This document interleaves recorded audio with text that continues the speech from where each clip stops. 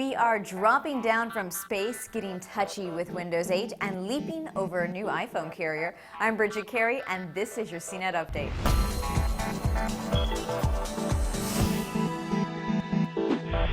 The iPhone has taken a leap into the prepaid no-contract world. Beginning in late June, the prepaid carrier Leap Wireless will sell Apple's iPhone under the Cricket service, making it the first carrier to sell the iPhone without a contract. But don't expect the iPhone to come cheap. The 16-gig 4S will be priced at $500. Normally, carriers subsidize a good chunk of a smartphone's cost if you get a 2-year contract, and Leap is shaving off just a little off the full cost. So that leaves T-Mobile in the corner, just tapping its foot, waiting for its turn to dance. With the iPhone in more places, it's becoming the common everyman phone now. It's like the safe pick of the smartphone world. Is it still cool to have an iPhone? Send a top video with your thoughts, and we can include them in the show.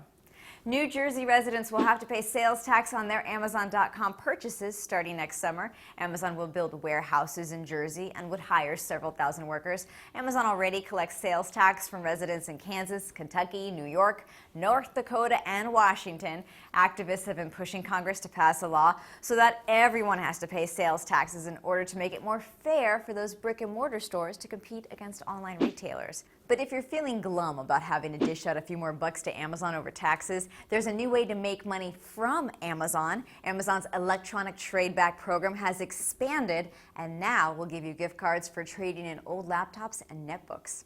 The SpaceX Dragon cargo ship returned to Earth Thursday afternoon, splashing down off Baja California Peninsula in Mexico, and completed its historic mission. This was the first commercial ship to dock with the space station. Google Voice has been upgraded. Users can set a custom personal greeting for anyone in their contact list, like one for your parents or another for coworkers and a different one for unknown numbers. It's all in a tab under Google Voice's settings. You can now download Microsoft's release preview of Windows 8. This is the final preview version before the official launch of the operating system this fall. My colleague Seth Rosenblatt has been testing it, and he says it's like a second beta version, so curious downloaders beware. It won't be perfect, like some new desktop apps tend to crash. Users will notice that an update to the touchpad drivers lets you use multi-touch gestures on your trackpad, like a Mac computer. And speaking of Windows, there's a funny image making its rounds online. If you grew up with AOL in the 90s, perhaps the Metro style of Windows 8 will feel all too familiar. The circle of tech life.